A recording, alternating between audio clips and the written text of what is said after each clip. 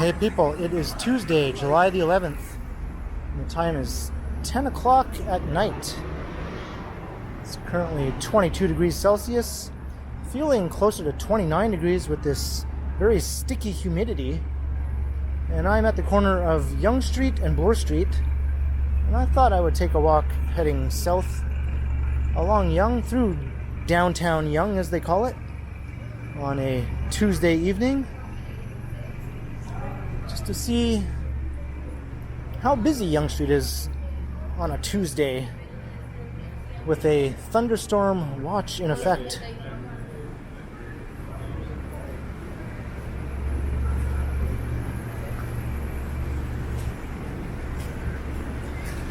I think it's safe to say that a Tuesday night is probably one of the quieter nights to be walking around downtown in terms of activity and number of people out and about.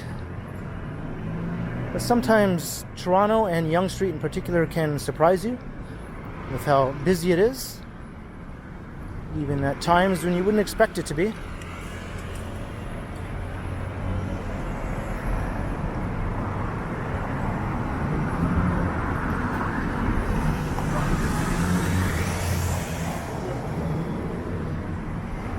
Famous brass rail, one of only two strip clubs left on downtown Yonge.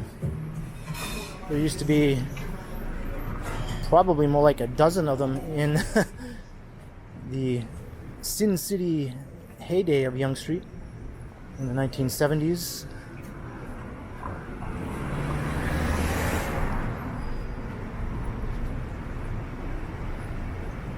I believe they called it the Sin Strip or something like that. It was known for its adult-oriented entertainment. Strip clubs, peep shows, adult bookshops, adult cinemas, massage parlors, rampant prostitution.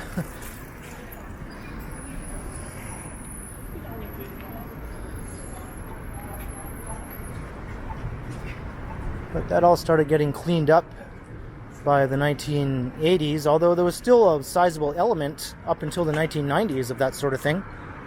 And it wasn't until really the end of the 90s that it was mostly all gone, other than a few long-time holdouts such as Zanzibar and the Brass Rail, and a few other establishments.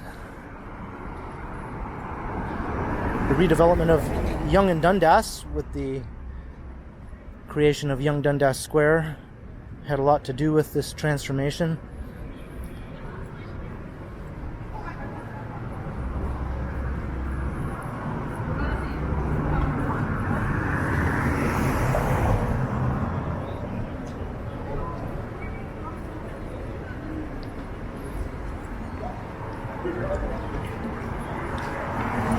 And the street has really been in a constant state of flux in terms of the sorts of retail and restaurants you can find along it.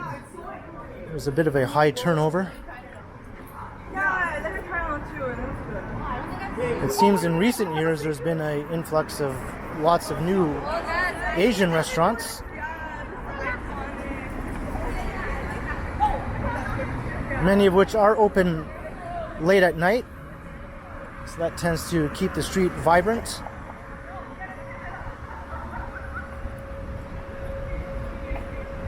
But what you don't find anymore, in addition to all the adult-oriented businesses, are things such as record stores, arcades, large bookstores, electronic shops, all that sort of thing. It's just gone the way of the dodo for the most part, just due to changing technology, really.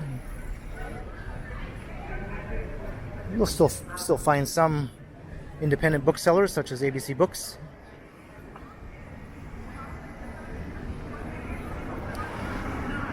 And some of the old kitsch remains also. T-shirt stores and that sort of thing haven't completely gone away, which is good to see. This was also the place to come to buy fake IDs back in the day. I don't know if you can still do that or not.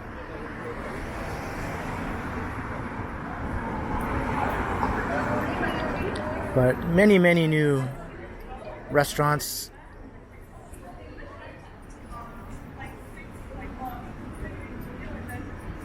I think the death of Yonge Street is highly exaggerated. A lot of people act as if the street has completely lost all its character and soul. It hasn't, it's just changed to something different. There are lots of new condo developments that have replaced some of the old storefronts. And I can see what some critics are saying. A lot of these new retail areas at the base of the condos do tend to have this sort of glassy, samey look about them, but oftentimes new developments actually preserve and incorporate the old historic storefronts and don't actually remove them at all.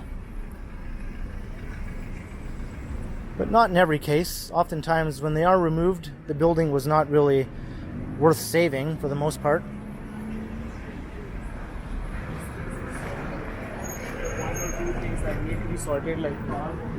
Across the street you can see this old row of retail storefronts was beautifully preserved and incorporated into the new condo tower behind.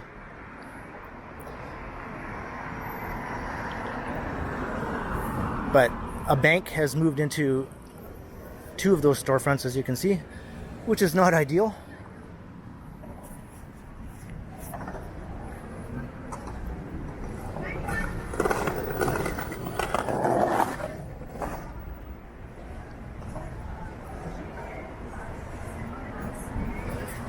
Oh, this is a cannabis store now. But it's mostly because I like...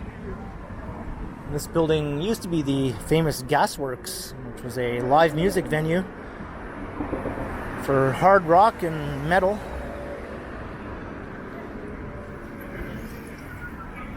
Mike Myers immortalized that in the Wayne's World movie.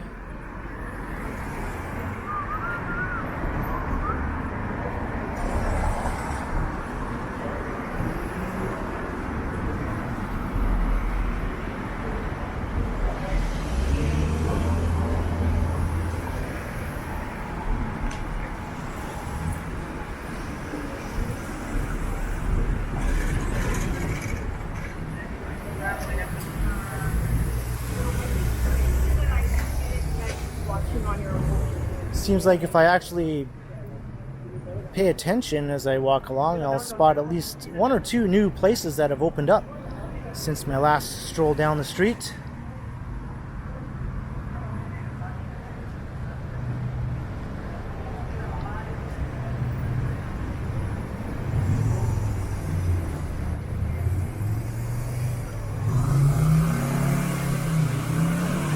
Some places have been here forever though, such as not just Noodles across the street.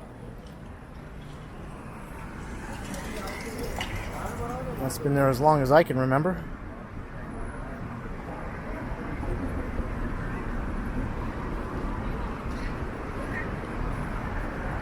We're just crossing Wellesley Street.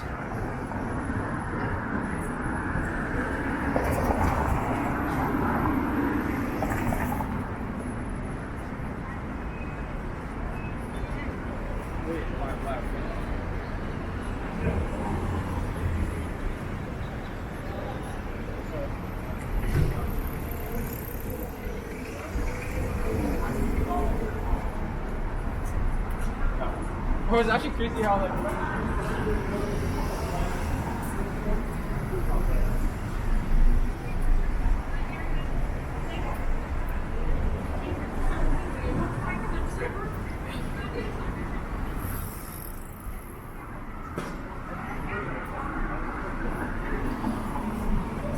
I think that's a new place opening across the street. Turkish cuisine.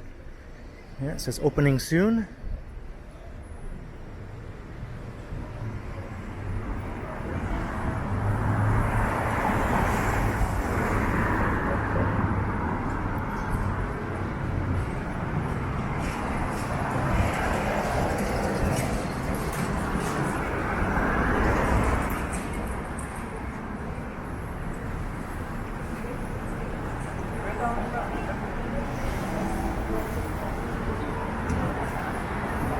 Here's a nice old school Yonge Street business, t-shirt store. At one time there were many, many more of these, especially in the strip closer to Dundas. It was at Donnie's house.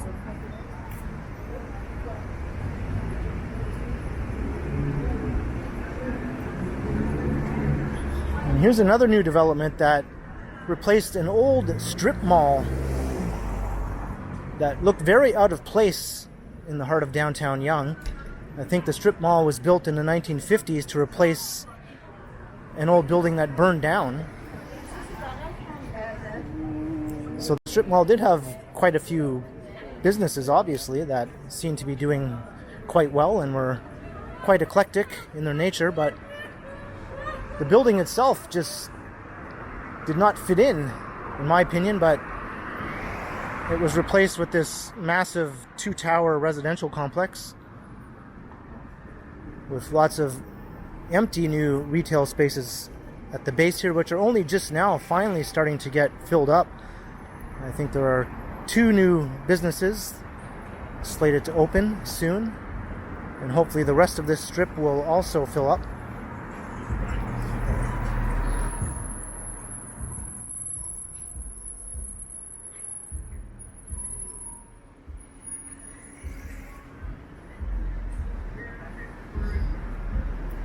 INS coming here, which admittedly is not terribly exciting. But around the corner, there's a restaurant coming,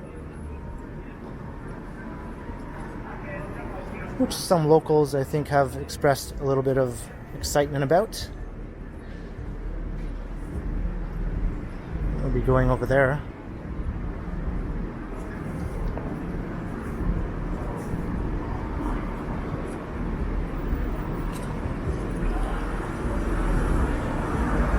And likewise here, a couple of older buildings were demolished for this new building, but they also preserved a couple of architecturally significant structures. The old clock tower and a lovely storefront here.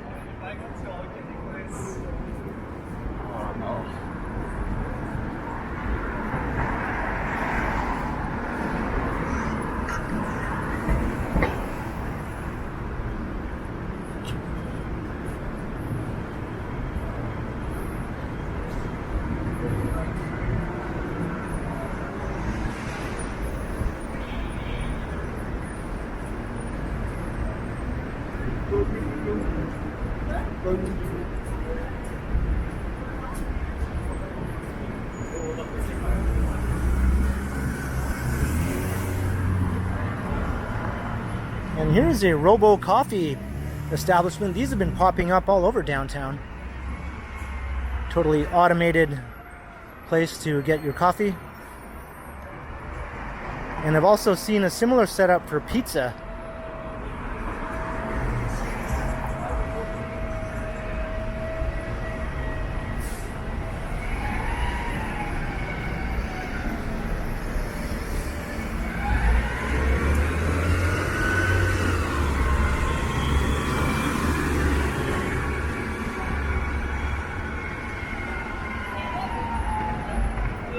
And it's not the norm, but every once in a while something surprising happens. Years ago, before this condo tower was constructed, there was a rather nondescript building here that was the location of Hoops Sports Bar and Grill. That building was demolished, and it seemed like Hoops was gone, but lo and behold, Hoops came back to the base of the new building, exactly where they were before. I'd like to see that happen more often.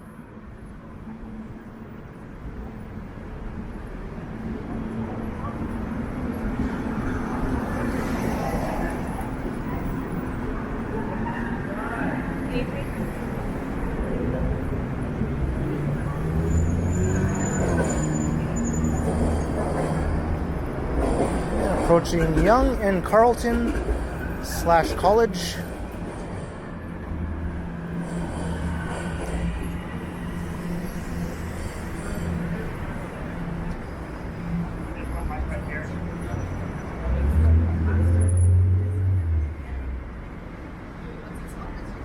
towering aura.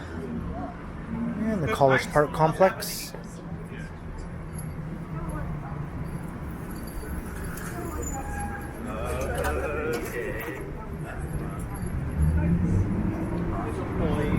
Yeah, that's a noise, especially because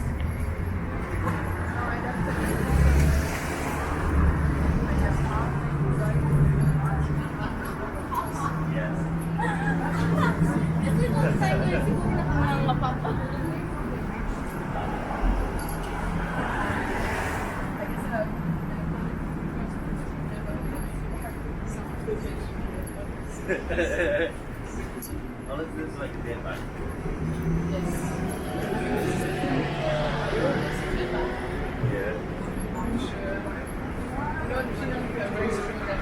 Yeah. And some new restaurants have also popped up along this stretch.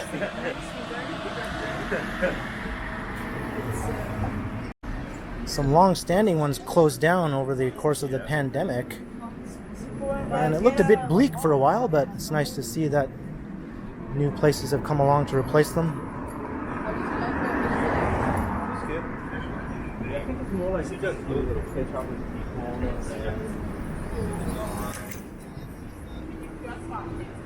kind of.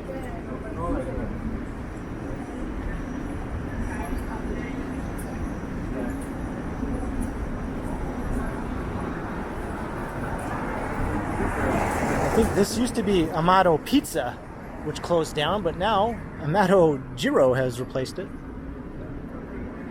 And a new Indian place.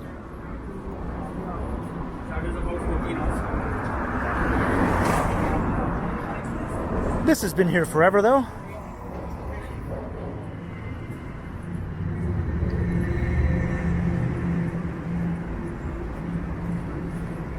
I think this is fairly new.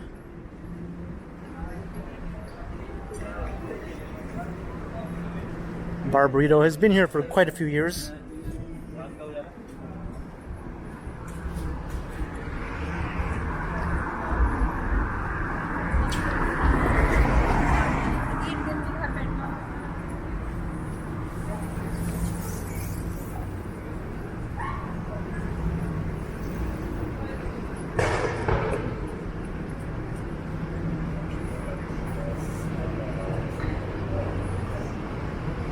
And the new IKEA store. Well, it's been there for over a year now. Not so new anymore, but a downtown IKEA here on the corner of Yonge and Gerrard. Of course, it's a smaller urban format IKEA. It's still pretty handy to have in the heart of the city. And this corner is mostly all empty and papered up right now. There's a redevelopment application for a new tower here, so things are in a state of flux.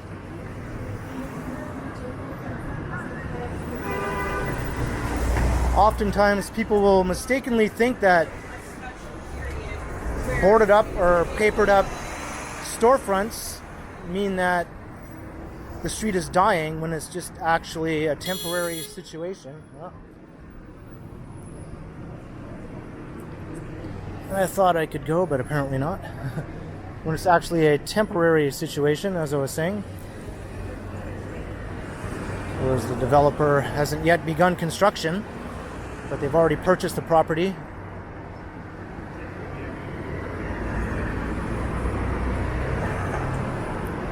But if you take another look a year or two later, you'll often find a new building in place of what were those empty and boarded up storefronts, or have they been rejuvenated, as I mentioned earlier, with some new businesses replacing what was there before. Really?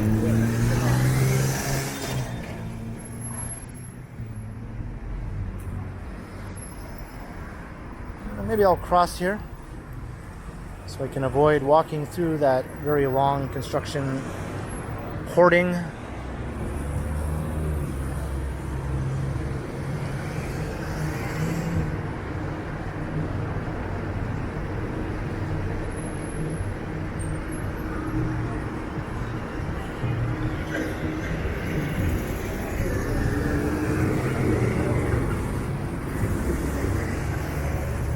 also allow me to talk about what was here once upon a time. Big Slice Pizza and a few other establishments occupied the historic building on the corner of Yonge and Gerrard here. But as you can see, just the facade of the old building is remaining. And a new tower is under construction on site that will incorporate the facade of the historic structures. This will be a 85-story tower, one of the tallest in the city. And they preserved a couple of other storefronts further down. It's a massive site. Obviously, a building of that size has a rather sizable footprint. And here's Thai on Yonge, my favorite place to get pad Thai in downtown Toronto.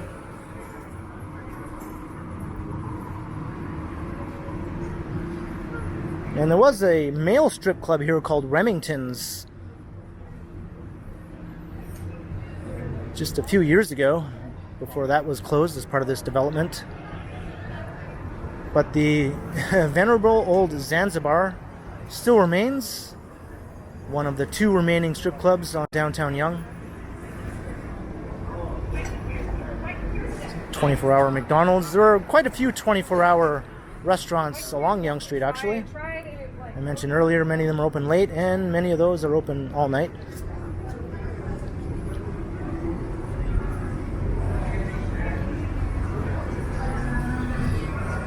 There's the Zanzibar, a little bit of the old Sin Strip that still remains.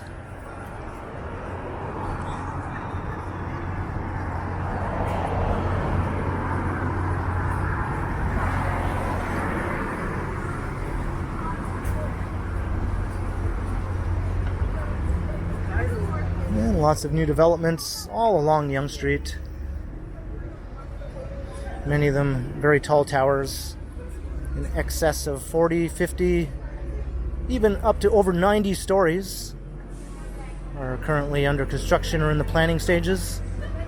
One of them at the very foot of Yonge Street, down near the shore of Lake Ontario, might be over 100 stories, which would be the tallest in the city.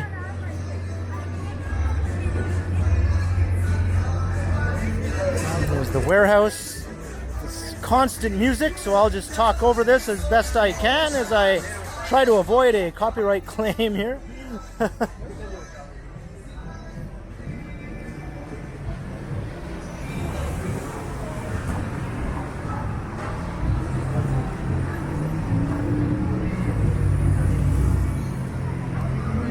the Toronto Metropolitan University Student Learning Center.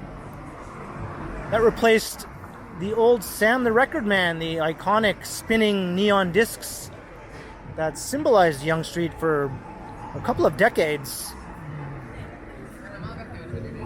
So, of course, the record store is gone, but the spinning discs are still remaining. They've been moved. They've been moved to overlook Yonge-Dundas Square.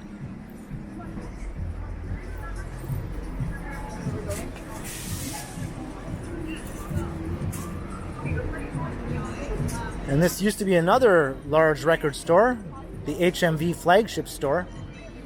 Now it's a weed store, one of many, many, many weed stores.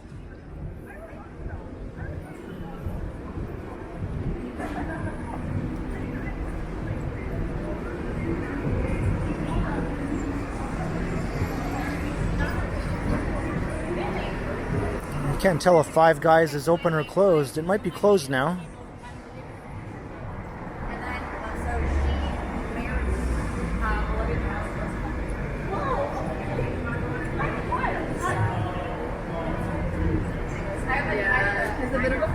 And more development notices.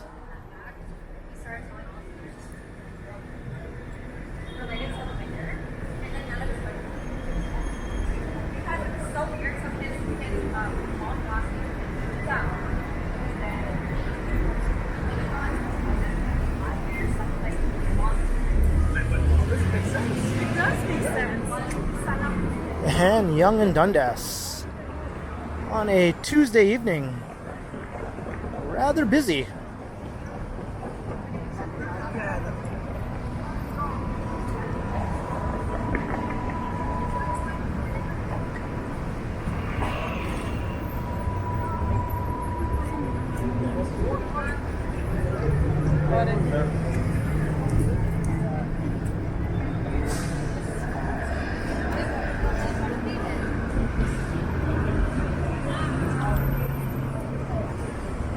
Try your luck at various things here.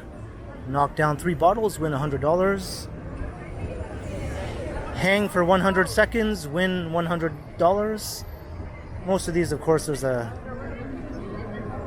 bit of a scam going on that most people aren't aware of.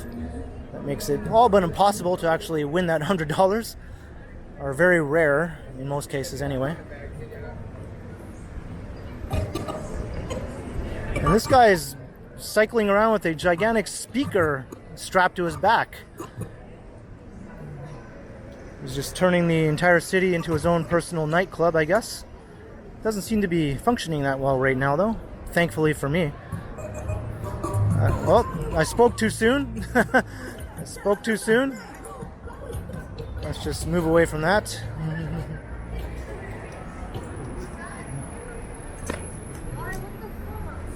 That's what I mean.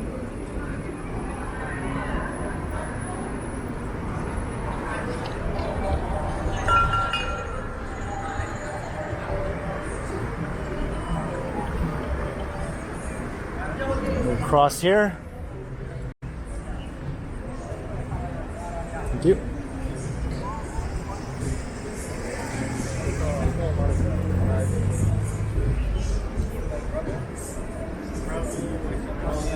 And I heard a rumor that the former location of the Adidas store, right at the northeast corner of Yonge-Dundas, will be the site of a new Shake Shack. I'm not sure how much truth there is to that, but I did hear a little while back that Shake Shack would be opening up a Toronto location, and that seems as good a place as any for it. Right at the heart of Yonge-Dundas, the busiest pedestrian crossing in all of Canada, and like it or not, a major tourist draw. Some locals would think, why would any tourists want to come here? Very similar to how many New Yorkers think the same about Times Square, but guess what? Tourists sometimes like to come and see the most kitschy, cheesy, iconic thing in the city that they're visiting, no matter how badly or poorly the locals might think of it.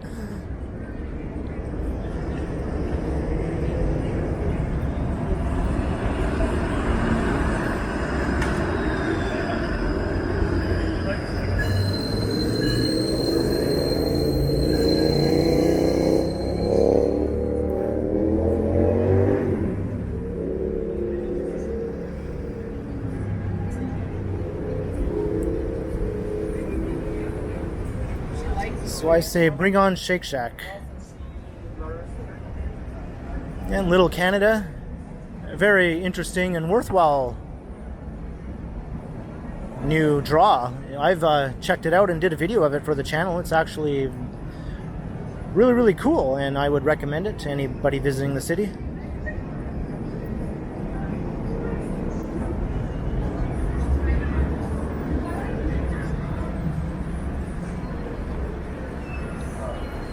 So that was my walk down Yonge Street between Bloor and Dundas on a summer Tuesday night.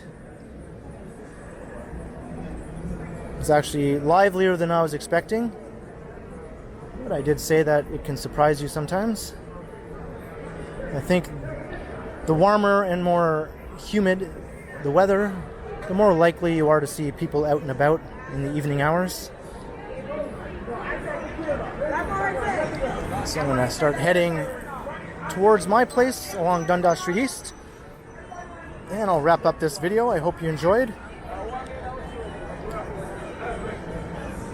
Leave a comment down below. Let me know your thoughts on downtown Yonge. Is it a shadow of its former self? Is it dying, or is it merely just changing with the rest of the city and evolving? I tend to think the latter. And be sure to like, share, and subscribe to the channel if you haven't already. And also make sure you hit that notification bell. That way you won't miss any of my videos. And if you'd like to support the channel, there are links in the description where you can do so via PayPal, as well as my merch store. And there's also a super thanks button right down below if you'd like to support the channel that way. And you can find me on Instagram also under K Continuum. So thanks for watching, and be sure to keep checking back because, as always, I will continue.